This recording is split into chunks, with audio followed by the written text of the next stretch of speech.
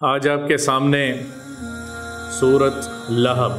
کی تھوڑی تفسیر اور تشریح کرنی ہے۔ تو حضور اکرم صلی اللہ تعالی علیہ وسلم نے فرمایا، میں اللہ کا بھیجا ہوا رسول ہوں، میں اللہ کا بھیجا ہوا پیغمبر ہوں۔ جو میری بات مانے گا وہ کامیاب ہوگا، جو میری بات نہیں مانے گا وہ ناکام ہوگا۔ ابو لہب وہاں کھڑا ہوا تھا، بدبخت ابو لہب کھڑا ہوا تھا۔ وہ یکدم بولا، کہنے لگا تباً لک لہذا جمعتنا، تو نعوذ باللہ کہنے لگا تو ہلاک ہو جائے، تو نے اس بات کے لیے ہمیں یہاں کھڑا کیا ہے اور بلایا ہے اور پتھر اٹھایا مارنے کے لیے۔ اس کا اصل نام ابو لہب نہیں تھا، اس کا نام عبد العزیٰ تھا۔ لہب اس کے چہرے کی سرخی، اس کا چہرہ بڑا سرخ تھا، اس کی سرخی کی وجہ سے اس کی کنیت پڑی ابو لہب، انگارے کی طرح دہکتا ہوا چہرہ۔ تو میرے اللہ نے بھی اسی سے کنایا لیا، اسی بات کو ابو لہب کے نام کو کہا کہ سیصلی نارا ذات لہب، تجھے پھر اسی طرح دہکتی ہوئی آگ میں ڈال دیا گیا۔ جو اللہ کے رسول کو تکلیف پہنچائے گا، جو اللہ کے دین کے خلاف کھڑا ہوگا، جو اللہ کے خلاف جائے گا، میرے اللہ نے قرآن میں ضابطہ بتا دیا ہے، میرے اللہ نے قرآن میں اصول بتا دیا ہے۔ یہ زندگی گزارنے کا طریقہ ہے، یہ زندگی کیسے گزاری جاتی ہے، یہ ایک طریقہ ہے۔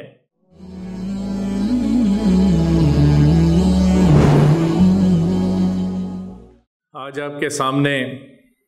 سورت لہب، تبت یدا ابی لہب و تب کی تھوڑی تفسیر اور تشریح کرنی ہے۔ صحیحین کی روایت ہے کہ جب وَأَنذِرْ عَشِيرَتَكَ الْأَقْرَبِينَ آیت نازل ہوئی تو رسول اللہ صلی اللہ تعالی علیہ وسلم کو یہ بے چینی ہوئی کہ اب میں کیسے اپنے رشتہ داروں کو دعوت دوں۔ اپنے گھر سے دعوت دینے کا حکم آیا کہ یہاں سے شروع فرمائیں۔ تو حضور اکرم صلی اللہ تعالی علیہ وسلم کوہ صفا پہ چڑھے اور کھڑے ہو کے زور سے آواز لگائی، یا صباحا یا صباحا یا صباحا، سب کو متوجہ کرنے کے لیے عرب قبیلوں کو اپنی طرف متوجہ کیا، اور پھر فرمایا یا بنی عبد المطلب، پھر فرمایا یا بنی عبد مناف، اور پھر ان لوگوں کو اپنی طرف بلایا۔ جب سب قریش والے آپ صلی اللہ تعالی علیہ وسلم کی پکار پر وہاں پہنچے تو آپ صلی اللہ تعالی علیہ وسلم نے فرمایا کہ کیا خیال ہے اگر میں تمہیں یہ کہوں کہ یہ اس پہاڑی کی دوسری طرف سے میں دیکھ رہا ہوں ایک دشمن کا لشکر تم پہ حملہ کرنے لگا ہے، کیا تم میری بات کو مانو گے؟ بیک زباں ہو کے سب نے کہا کہ آپ صادق اور امین ہیں، آپ نے کبھی جھوٹ نہیں بولا، ہم آپ کی بات پہ لبیک کہیں گے، آپ کی بات کو مانیں گے۔ تو حضور اکرم صلی اللہ تعالی علیہ وسلم نے فرمایا،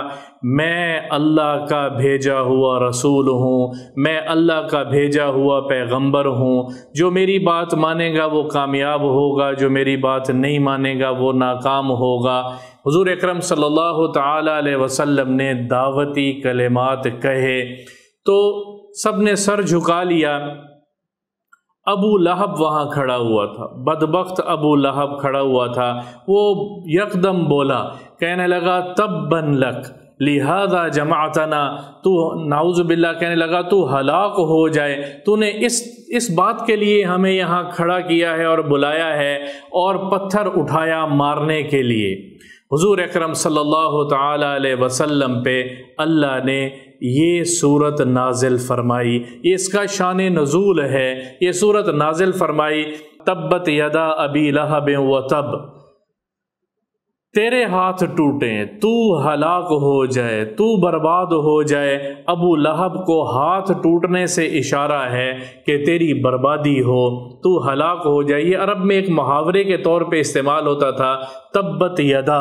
ابی لہب و تب، تیرے ہاتھ ٹوٹیں، تو ہلاک ہو جائے، تو برباد ہو جائے۔ اور پھر آخر میں تصدیق کے طور پہ و تب، کہ یقیناً ایسا ہو چکا، یعنی اللہ کے کلام کے ساتھ ہی ابھی اس کے اوپر ہلاکت اور بربادی نظر نہیں آئی، لیکن میرے اللہ نے تصدیق کر دی، میرے اللہ نے ساتھ ہی کہہ دیا تبت یدا ابی لہب و تب، تیرے تو ہلاک ہو جائے، تو برباد ہو جائے، تیرے ہاتھ ٹوٹے اور تجھ پہ یہ بربادی واجب ہو گئی، تو برباد ہو گیا، و تب کو میرے اللہ نے تاکید کے طور پہ کہا ہے۔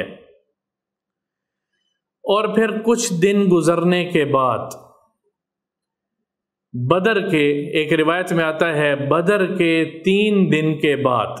بدر واقعہ بدر کے، جنگ بدر کے 3 دن کے بعد ابو لہب ایک بیماری میں مبتلا ہوا، طاعون کی طرح ایک بیماری تھی جس کو اس زمانے میں عدسہ کے نام سے پکارا جاتا تھا۔ عدسہ کی بیماری میں مبتلا ہوا، اس کے سارے جسم میں کیڑے پڑ گئے، اس کے جسم میں بدبو پھیل گئی، اور اسی بیماری میں 3 دن اتنی بدبو کے اندر اس کے جسم کو میرے اللہ نے مبتلا کیا، اس کے اوپر عذاب کی ایسی کیفیت کو مسلط کیا کہ بہت مال و دولت ہونے کے باوجود، مال و دولت اسباب اس کی جان کو بچا نہ سکے۔ اس کی اولاد وافر تھی جس کو اللہ نے آگے اسی صورت میں ذکر بھی کیا ہے، ما اغنا عنہ مالہ وما کسب، نہ اس کے مال نے جو اس نے کمایا تھا، نہ اس کی اولاد نے، نہ اس کے مال نے اس کو کوئی نفع دیا۔ اس کے گھر میں سے کوئی قریب نہیں آتا تھا، خاندان میں سے کوئی قریب نہ آیا۔ 3 دن مر جانے کے بعد 3 دن اس کی لاش گلتی سڑتی رہی، اور پھر عرب کے کچھ لوگوں کو اکٹھا کیا اور انہوں نے بڑی بڑی لکڑیاں بنائیں دور سے تاکہ اس کے قریب نہ جائیں، ہمیں بیماری نہ لگ جائے، اور بدبو اتنی تھی کہ تعفن اتنا تھا کہ قریب جایا نہیں جا سکتا تھا۔ اس لکڑیوں سے انہوں نے مردار جانور کی طرح، ایک مردار کی طرح سے اس کو گھسیٹ گھسیٹ کے ایک گڑھے میں ڈالا جس کو پہلے اس کے لیے کھودا ہوا تھا، اور پھر دور کھڑے ہو کے اوپر سے پتھروں کی بھرمار کی اور پتھروں سے اس گڑھے کو بھر دیا ہے۔ تبت یدا ابی لہب و تب ما اغنا عنہ مالہ وما کسب سیصلی نارا ذات لہب وامرأتہ حمالۃ الحطب، اور پھر یہ زبردست قسم کی بھڑکتی ہوئی آگ میں جا گرا۔ سیصلی نارا ذات لہب، لہب اس کے نام کے ساتھ میرے اللہ نے جوڑا ہے۔ اس کا اصل نام ابو لہب نہیں تھا، اس کا نام عبد العزیٰ تھا۔ لہب اس کے چہرے کی سرخی، اس کا چہرہ بڑا سرخ تھا، اس کی سرخی کی وجہ سے اس کی کنیت پڑی ابو لہب، انگارے کی طرح دہکتا ہوا چہرہ۔ تو میرے اللہ نے بھی اسی سے کنایا لیا، اسی بات کو ابو لہب کے نام کو کہا کہ سیصلی نارا ذات لہب، تجھے پھر اسی طرح دہکتی ہوئی آگ میں ڈال دیا گیا۔ وامرأتہ حمالۃ الحطب، اللہ اکبر۔ اس کی بیوی ابو سفیان جو بعد میں مسلمان ہوئے رضی اللہ تعالیٰ عنہ، اس وقت تک مسلمان نہیں ہوئے تھے، ابو سفیان کی سگی بہن ہے اس کی بیوی، جمیل نام ہے، اور وہ بھی اس کرتوت میں، اس کام میں رسول اللہ صلی اللہ تعالی علیہ وسلم کی چغلیاں لے کر وہ اس کو بتایا کرتی تھی، اور یہ پھر اذا رسانی میں اس نے کوئی حد نہیں کی تھی۔ اور ایک روایت میں آتا ہے، مختلف کتابوں میں اس روایت کو نقل کیا گیا ہے کہ یہ حضور اکرم صلی اللہ تعالی علیہ وسلم کے راستے میں کانٹے بچھایا کرتی تھی، اور وہ لکڑیاں توڑ کے فی جیدہا حبل من مسد، لکڑیاں توڑ کے اپنے کاندھوں پہ لے کے آتی تھی اور اس رسی کو اپنے گلے کے ساتھ باندھا ہوا ہوتا تھا۔ ایک روایت میں ہے کہ اسی لکڑیوں کو جب یہ کاٹ کے جنگل سے اپنے گھر لے کے آیا کرتی تھی، کانٹے جو رسول اللہ صلی اللہ تعالی علیہ وسلم کے راستے میں بچھایا کرتی تھی، انہی لکڑیوں کو جمع کر کے جب یہ آ رہی تھی تو اپنی گردن میں لٹکائی ہوئی رسی کا پھندا لگا اور وہیں اسی میں مر کے ہلاک ہو گئی۔ فی جیدہا حبل من مسد۔ امام قرطبی رحمہ اللہ نے فرمایا ہے اس سے مراد آخرت کا پھندا ہے کہ مرنے کے بعد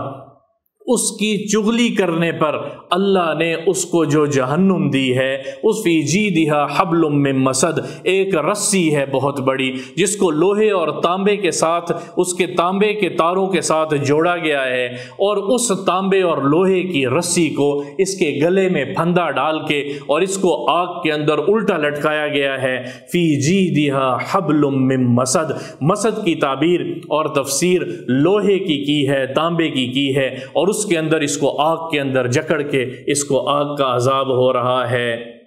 جو اللہ کے رسول کو تکلیف پہنچائے گا، جو اللہ کے دین کے خلاف کھڑا ہوگا، جو اللہ کے خلاف جائے گا، میرے اللہ نے قرآن میں ضابطہ بتا دیا ہے، میرے اللہ نے قرآن میں اصول بتا دیا ہے، یہ زندگی گزارنے کا طریقہ ہے، یہ زندگی کیسے گزاری جاتی ہے، یہ ایک طریقہ ہے۔